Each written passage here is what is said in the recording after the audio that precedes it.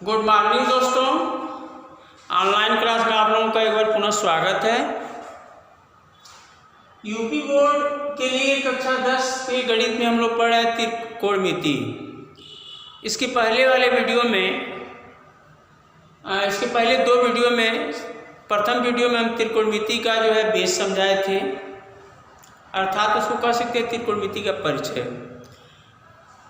उसके बाद त्रिकोणमिति सर्वसमीकरणों के बारे में समझाए थे, त्रिकोणमिति अनुपातों के व्युत्क्रम संबंध से को समझाए थे। तो हमें आशा है कि आप लोगों को समझ में आया होगा। अब हम लेकर आए हैं त्रिकोणमितीय सर्वसमीकरण। त्रिकोणमितीय सर्वसमीकरण, तो आप लोग ये याद रखिएगा कि त्रिकोणमिति में मुख्य रूप से 3 सर्वसमीकरण हैं। प्रारंभ में त्रिकोणमिति में 3 सर्वसमीकरण हैं। उन तीनों सर्वसमीकरणों के बारे में हम आप लोगों को आज समझाएंगे, बताएंगे, और उन तीनों सर्वसमीकरणों से और कितने सर्वसमीकरण हम बना सकते हैं उसके बारे में समझेंगे। तो यहाँ पहली त्रिकोणमिति सर्वसमीकरण ये है sine square theta plus cos square theta equal to 1। ये पहली सर्वसमीकरण है। हम चाहें तो इसको प्रूफ भी कर सकते हैं। प्रूफ करना इसके बाद हम बताएंगे आप लोगों को अगले वीडियो में। हम इसको प्रूफ करके देख भी सकते हैं कि हाँ, sign square theta plus cos square theta का वैल्यू 1 होता है। ओके, अब इससे हम इसी सर्वसमीकरण को 4 और रूपों में हम बदल सकते हैं, जो कि आवश्यकता पड़ने पर आगे जब हम सवाल हल करें, इससे संबंधित किसी भी प्रॉब्लम को सॉल्व करें, तो उसमें जरूरी नहीं है कि हर क्वेश्चन में हम इसी का यूज करें। इसके बदले में किसी भी रूप का हम यूज कर सकते हैं। इसलिए इससे 4 सर्वसमीकरण और प्राप्त होती हैं, या यह 4 रूपों में और बदल सकता है, उसके बारे में हम समझेंगे। तो फर्स्ट रूप है कि ये क्या करते हैं, cos स्क्वायर थीटा को दाएं साइड में पक्षांतर कर दो। तो cos स्क्वायर थीटा को हम दाएं साइड में अगर पक्षांतर कर दें तो बाएं साइड में प्राप्त हो जाएगा sin स्क्वायर थीटा, और दाहिने साइड में प्राप्त होगा 1 माइनस cos स्क्वायर थीटा। तो इस तरह से sin square theta equal to होता है 1 माइनस cos स्क्वायर थीटा। अब किसी क्वेश्चन में अगर आवश्यकता पड़े तो हम sin स्क्वायर थीटा के स्थान पर 1 माइनस cos स्क्वायर थीटा भी लिख सकते हैं, या अगर क्वेश्चन में 1 माइनस cos स्क्वायर थीटा है तो उसके स्थान पर हम sin स्क्वायर थीटा भी लिख सकते हैं। तो sin square theta equal to 1 minus cos square theta. इसके बाद दूसरा रूप है, घात को कैंसिल कर दो। तो घात को हम बाएं ओर से घात को हम हटाएंगे, या एक समझ सकते हो दोनों साइड का वर्गमूल हम लेंगे। तो दोनों साइड का वर्गमूल अगर हम ले रहे हैं तो ये प्राप्त हो जाएगा sin थीटा इक्वल टू, तो इधर का वर्गमूल हो जाएगा under 1 minus cos square theta. तो इस तरह से जो है sin थीटा इक्वल टू प्राप्त होता है under 1 minus cos square theta. तो यह भी इसी सर्वसमीकरण का एक बदला हुआ रूप है। अब कहीं आवश्यकता पड़ी तो हम sin थीटा के स्थान पर इतना लिख सकते हैं, या इसके स्थान पर sin थीटा लिख सकते हैं। अर्थात अगर किसी क्वेश्चन में under 1 minus cos square theta दिया है तो उसकी जगह हम लिख सकते हैं sin थीटा। इसके बाद से तीसरा रूप, तो तीसरे रूप को समझने के लिए फिर हमको मुख्य सर्वसमीकरण को समझना पड़ेगा। मुख्य सर्वसमीकरण में हम लोग 2 रूपों को प्राप्त करने के लिए क्या किए थे, cos स्क्वायर थीटा को दाएं साइड में पक्षांतर किए थे। अब इसी सर्वसमीकरण से sin स्क्वायर थीटा को दाएं साइड में पक्षांतर करो।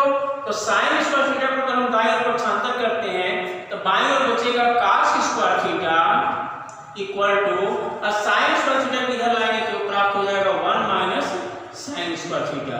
तो इस प्रकार से सर्वसमीकरण का ये तीसरा रूप है, cos square theta equal to 1 minus sin square theta. अगर ये याद रहता है तो हम इसका उपयोग कर सकते हैं, इसका प्रयोग किसी क्वेश्चन में जहां जरूरत पड़ा कर सकते हैं। और इसके बाद से दोनों साइड का वर्गमूल अगर हम ले लें तो इसका चौथा रूप प्राप्त हो जाएगा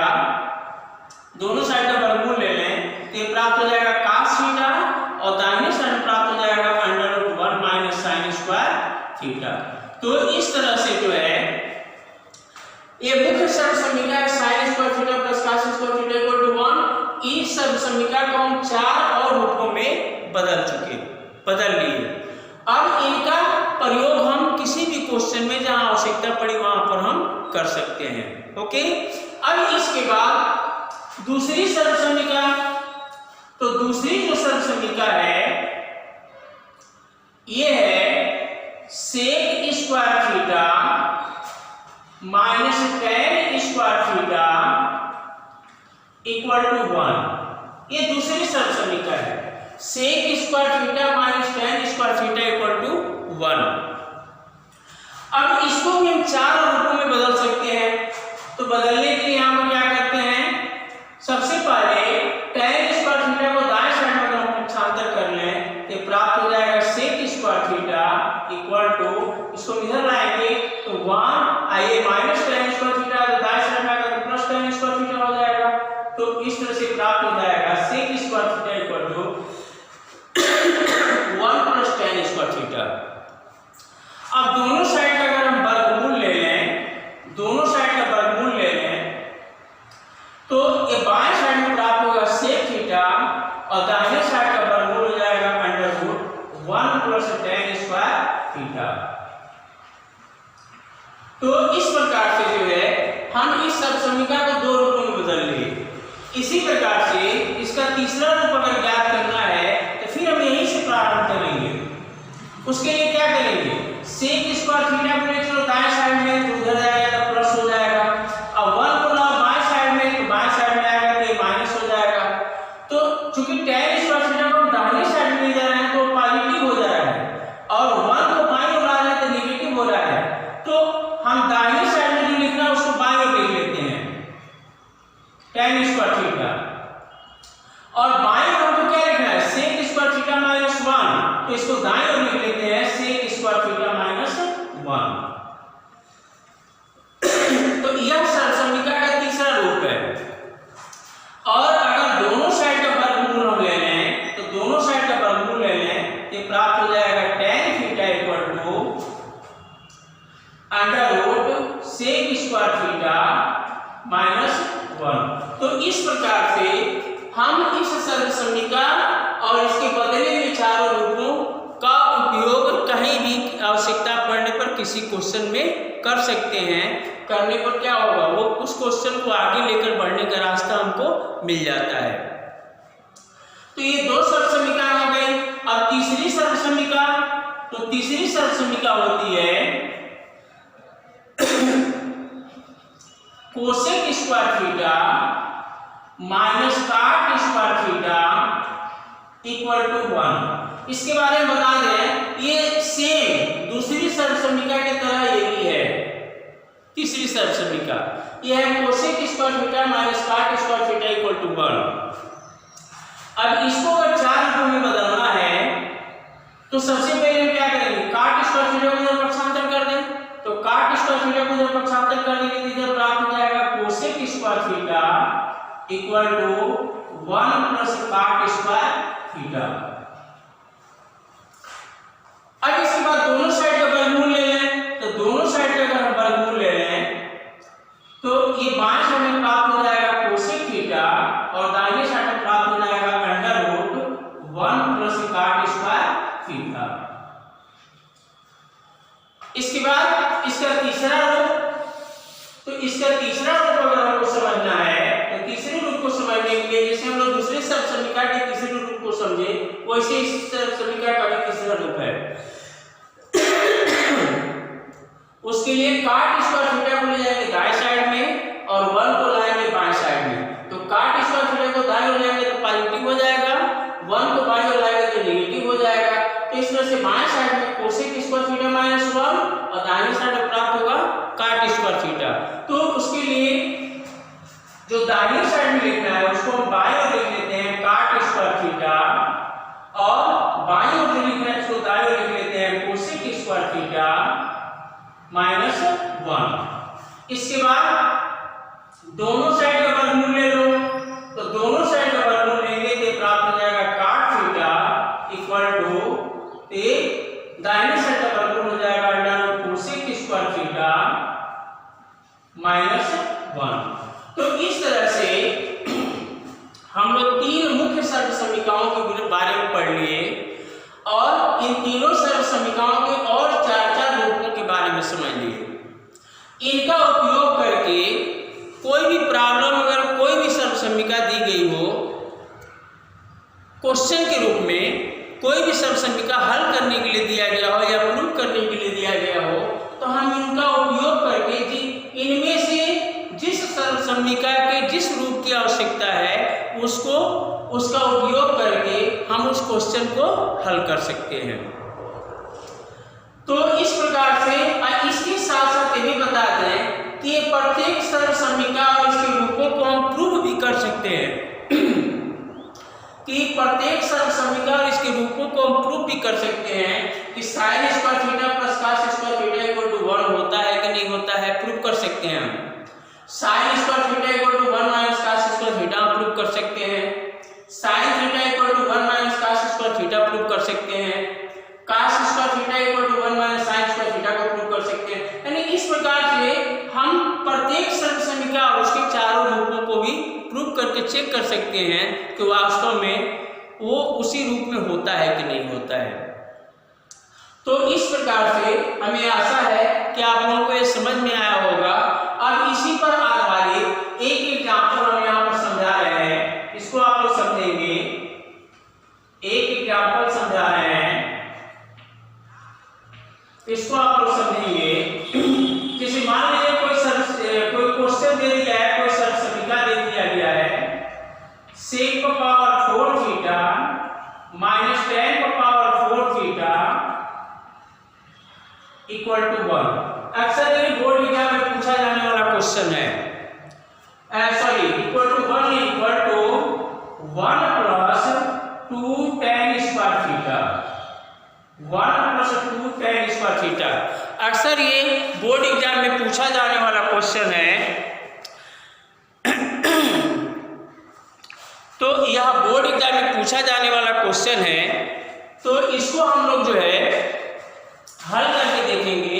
इन्हीं सर्व समीकरणों का यूज करके ये जो है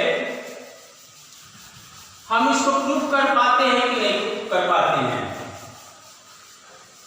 एक बार पूरा इस क्वेश्चन को हम इधर लिखेंगे क्योंकि कैमरे के रेंज से बाहर जा रहा है। एग्जाम्पल,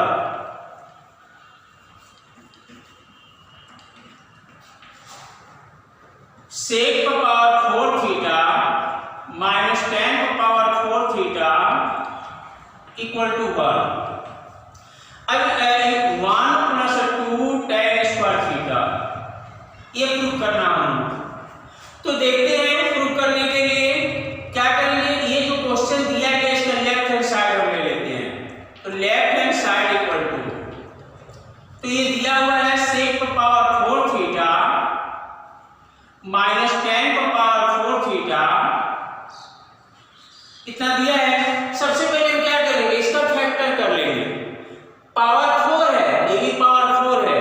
इसको अगर हम a स्क्वायर पढ़े और इसको b स्क्वायर पढ़े तो ये a square minus b square के रूप का है, जो हम लोग अलजेब्रा में पढ़ चुके, बीजगणित में पढ़ चुके। a square minus b square equal to क्या होता है, एक गुणनखंड a प्लस b और दूसरा a माइनस b होता है। तो उसके रूप में सबसे पहले हम इसका गुणनखंड कर देंगे। तो गुणनखंड करने के लिए पहले इसको लिखना पड़ेगा a square minus b square के रूप में। तो हम इसको ऐसे लिखेंगे sec स्क्वायर थीटा का whole square minus tan square theta का होल स्क्वायर। अब sec स्क्वायर थीटा को 1 a मान लिए, tan स्क्वायर थीटा को b मान लिए, तो हो जाएगा a स्क्वायर, ये हो जाएगा b स्क्वायर। तो a square minus b square equal to होता है a प्लस b। तो a के स्थान पर sec square theta plus b के स्थान पर tan स्क्वायर थीटा, और दूसरा फैक्टर होता है a माइनस b। तो a के स्थान पर sec स्क्वायर थीटा, b के स्थान पर tan स्क्वायर थीटा। तो इस तरह से sec square theta minus tan square theta. अब देखते हैं सर्व समीकरण भी हम लोग पढ़े हैं, दूसरी सर्व समीकरण उसको क्या लिख रहे हैं, sec square theta minus tan square theta equal to 1, ये हम लोग पढ़े हैं। इसी का एक और रूप हम लोग पढ़े हैं। अगर tan स्क्वायर थीटा को इधर प्रतिस्थापित कर दें तो sec square theta equal to 1 plus tan square